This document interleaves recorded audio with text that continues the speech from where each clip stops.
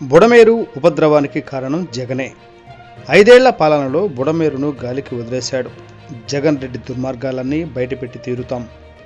విజయవాడలో వరద సహాయక చర్యల్లో పాల్గొన్న మంత్రి కింజరపు అచ్చెన్నాయుడు, ఎమ్మెల్యేలు ప్రత్తిపాటి పుల్లారావు, డాక్టర్ చదలవాడ అరవిందబాబు. విజయవాడకు వరదలపై కేసులు నమోదు చేయాల్సి వస్తే A1 నుండి చివరి నిందితుడి వరకు జగన్ రెడ్డే ఉంటాడని నర్సరావుపేట ఎమ్మెల్యే డాక్టర్ చదలవాడ అరవిందబాబు అన్నారు. విజయవాడలోని 45వ డివిజన్లో వరద సహాయక చర్యల్లో పాల్గొన్నారు. సితార కూడలి, జోజీనగర్, కబేళా సెంటర్ తదితర ప్రాంతాల్లో నిత్యావసర వస్తువుల్ని సరఫరా చేశారు.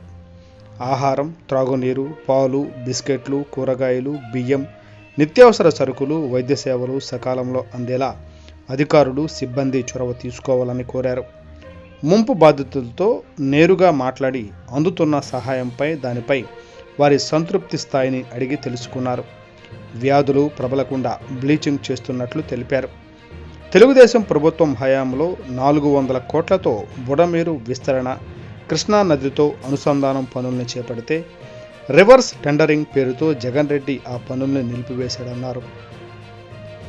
సందట్లో సడేమియా అన్నట్లు వైసీపీ ల్యాండ్ మాఫియా మొత్తం రంగంలోకి దిగి బుడమేరు మొత్తాన్ని ఆక్రమించుకుని కట్టల్ని గాలికి వదిలేశారన్నారు.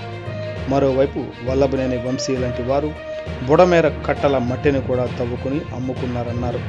వారి పాపాల కారణంగానే నేడు బుడమేరు కట్లు బలహీనపడి గండ్లు పడ్డాయని, వరద విజయవాడ నగరంలోకి చేరి ఇంతటి ఉపద్రవం సంభవించిందన్నారు. వరద వచ్చిన రోజు నుండి ముఖ్యమంత్రి చంద్రబాబు నిద్రాహారాలు మాని సహాయక చర్యలను పర్యవేక్షిస్తుంటే జగన్ రెడ్డి బురద రాజకీయాలు చేయడం సిగ్గుచేటు అని అన్నారు.